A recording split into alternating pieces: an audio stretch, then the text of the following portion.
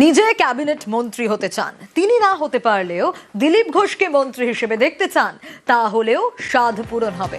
দলের কাছে দাবি করলেন রিঙ্কু মজুমদার। প্রায় 13 বছরের বেশি সময় ধরে দলের সঙ্গে যুক্ত, আজ পর্যন্ত কোনো ভোটে লড়েননি।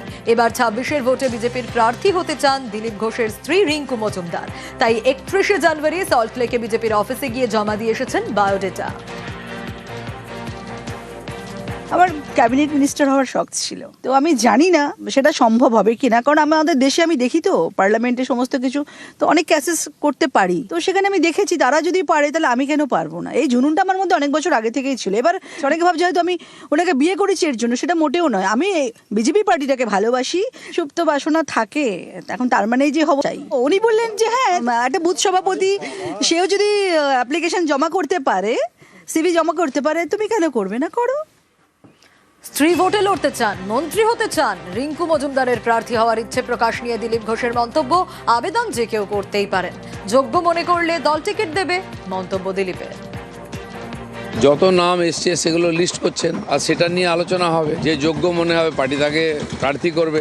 প্রায় 3,500 নাম ড্রপ বস্টে পড়েছে, আর বেশিও হতে পারে। তার মধ্যে আমার স্ত্রী, তিনি পার্টির পুরনো কর্মী, অনেকে যেমন নাম দিয়েছে, উনিও নিজের ইচ্ছা জাহির করেছেন যে আমিও ভোট লড়তে চাই। পার্টি যোগ্য মনে করলে তাকে টিকিট দেবে, নাহলে দেবে না। আমি তো ওনাকে বলিনি যে তুমি রাজনীতি করতে পারবে না, তুমি রাজনীতি করো, তোমার ইচ্ছা মতো করবে, নিজের জোরে করবে।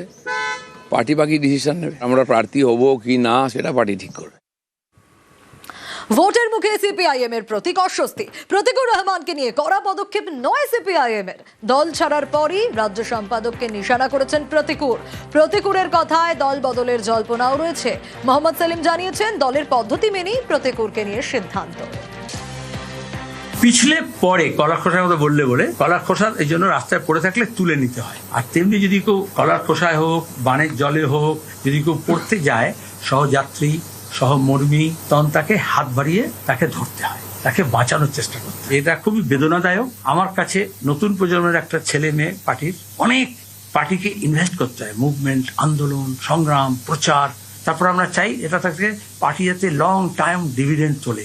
সেখানে এই ধরনের একজন কর্মীকে হারানোর প্রশ্ন উঠলেও আমার কাছে সন্তান হারা হওয়ার শপথ।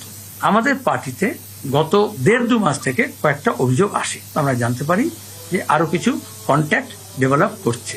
তখন আমাদের পার্টির প্রক্রিয়া অনুযায়ী, গঠনতন্ত্র অনুযায়ী আমাদের নিজস্ব পদ্ধতিতে কিছু সিদ্ধান্ত গ্রহণ করতে হয়।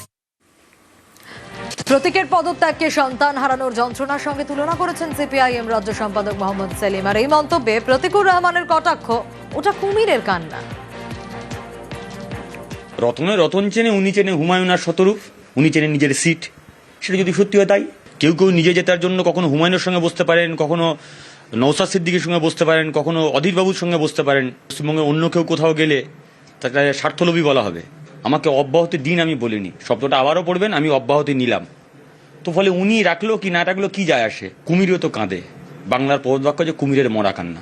দীর্ঘ 3-4 মাস এই চোখ দিয়ে এত জল বেরোয়েছে যে চোখের মধ্যে আপনি জলের লেশ মাত্র দেখাতে পারবেন না, শুধু ঘৃণার আগুন দেখাতে পারবেন। যে চোখের জলগুলো পড়েছে সেই চোখের জলের মূল্য উনি দিতে পারবেন তো? আচ্ছা, সিপিআইএম এ কি অভিমানী দলের ইয়ং ব্রিগেড? একদিকে দলের নেতৃত্বের বিরুদ্ধে সরব প্রতীকুর, অন্যদিকে এখনো সদস্যপদ নবীকরণ করেননি দীপশিতা। তাহলে কি সিপিআইএম দীপশিতা দূরত্ব, জল্পনা তুঙ্গে? নিউজ 18 বাংলার মুখোমুখি দীপশিতা ধর, ষড়যন্ত্রের তত্ত্ব দীপশিতার।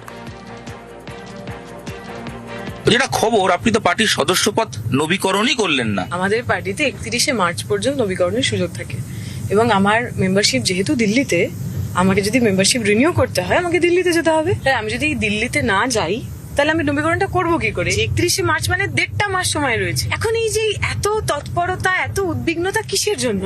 তাহলে এই জল্পনাগুলো ছড়িয়ে দেওয়া, নির্বাচনের একদম আগে আরো বেশি কনফিউশন তৈরি করা, সেটা ছাড়া, কিছুটা ক্ষেত্রে ষড়যন্ত্র ছাড়া আমি তো এটার কোনো খুব লজিক খুঁজে পাচ্ছি। পার্টির নবীকরণ করার ব্যাপারটা তো পার্টির একদম অভ্যন্তরীণ বিষয়। তখন পার্টির বিরুদ্ধে আপনার মনে হচ্ছে না যে খবরটা পার্টি থেকে লিক হলো? কে করেছেন, কে লিক করেছেন এটা জানা যাচ্ছে না, ফলে আমি কাউকে খুব পিন পয়েন্ট করে অ্যাকিউজ করতে পারছি না। অস্বস্তি হয়েছে। ফের কি শিলিগুড়ি থেকে প্রার্থী হচ্ছেন গৌতম দেব? 26-এর ভোটে ডাবগ্রাম ফুলবাড়িতে আর দাঁড়াচ্ছেন না, এবার শিলিগুড়ি থেকে লড়বেন বলে দাবি গৌতম দেবের। 2011 এবং 2016-তে ডাবগ্রাম ফুলবাড়ি থেকেই লড়াই করে বিধায়ক হন তিনি। 21-এও ওই কেন্দ্র থেকেই প্রতিদ্বন্দ্বিতা করেন গৌতম দেব। আমি আর ডাকগ্রাম ফুলবাড়িতে দাঁড়াচ্ছি না, আমি প্রকাশ্যেই বলে গেলাম আপনাদের কাছে, আমি আর দাঁড়াচ্ছি না ডাকগ্রাম ফুলবাড়িতে, কিন্তু সময় সুযোগ হলে আমি কিছু কাজ আপনাদের জন্য করব। যিনি ক্যান্ডিডেট হবে তাকে আপনারা ভোট দেবেন, জোড়া ফুলকে ভোট দেবেন, তৃণমূলকে জেতাবেন, এইটুকুন আবেদন রাখবো। আমি শিলিগুড়ির দিকে চলে যাচ্ছি, আমার জন্মভূমিতে ফিরে যাচ্ছি। দুয়ারে রেশনকে ব্লিঙ্কেটের সঙ্গে তুলনা বিচারপতির। গ্রাহকের বাড়িতে রেশনে অসুবিধে কোথায়? ডিলারদের প্রশ্ন সুপ্রিম কোর্টের বিচারপতির।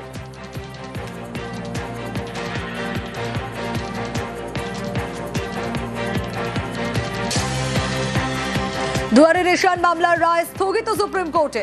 শুনানিতে রাজ্যের প্রকল্পকের পক্ষেই বিচারপতি।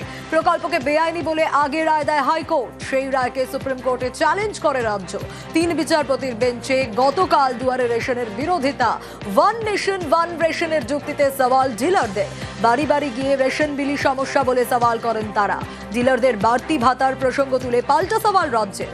গ্রাহক বাড়িতে বসে সুবিধে পেলে আপত্তি কেন বলে প্রশ্ন করেন বিচারপতি। ডিলারদের নয়, উপভোক্তাদের সুবিধাই লক্ষ্য বলে মন্তব্য। সেই সময়ই দুয়ারে রেশনকে ব্লিঙ্কেটের সঙ্গেও তুলনা করেন বিচারপতি।